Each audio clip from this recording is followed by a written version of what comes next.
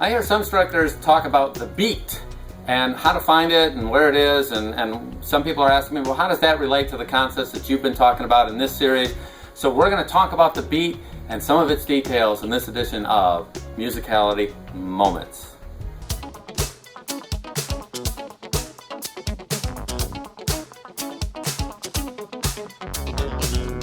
Welcome to this edition of Musicality Moments, where we're answering questions that come into me from different social media. So we've had someone ask me, my instructor talks about the beat. They don't say the pulse. So what are we talking about in your terms? Because they said, hey, until you talk about it, I don't know what they mean. That's not really the case. But what they did say is, I want to understand how that relates to the concepts we've been talking about here in the Music for Dancers series.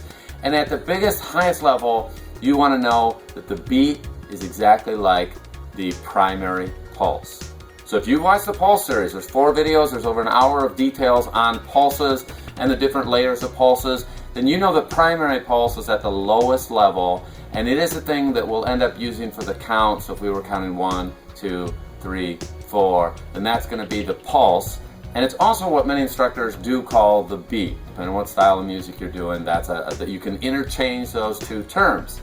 But then there's a couple other things. I've never heard anybody say the second pulse or the third pulse. And in that case, they would say the second beat, the third beat. Now, if they were actually tracking the pulse, you would know that it's the second pulse, third pulse, but nobody says it that way. So if they're looking for 2, maybe they dance a Latin type and they're dancing on 2, then that would be the second beat of the pulse. But they don't call it pulse, no second pulses. They just say second beat, third beat, fourth beat, etc. But that is still working within the pulse concept, and they still relate, just a different term.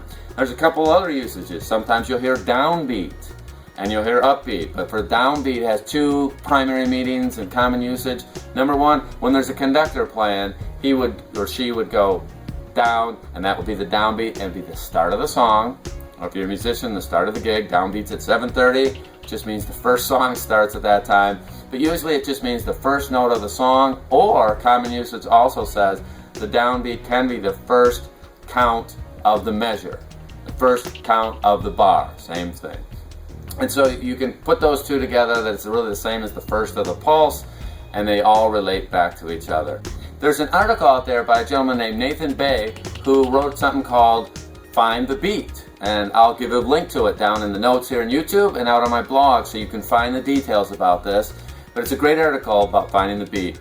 And in that he talks about the concept that the beat is something that's only in your head. And that's really true in the genre and the type of style of music that he's using. But there are some music that have a very explicit, like a disco music, for example, has a bass drum on every beat, and the musician is marking it with one instrument the whole song. So there are some exceptions, but you really want to go read his article on finding the beat and see how it meshes in, and then ask questions if something isn't unclear. Because I know if you have a question, 400 or 400,000 people also have that same question. So I'm excited about this. Be sure to subscribe. Go ahead and find me on Twitter, Facebook, YouTube. You can put some comments here. Be sure to like this. You can donate. And of course, as your questions come in, we're going to keep on putting these out there for you. So I look forward to seeing you on the next version of Musicality Moments.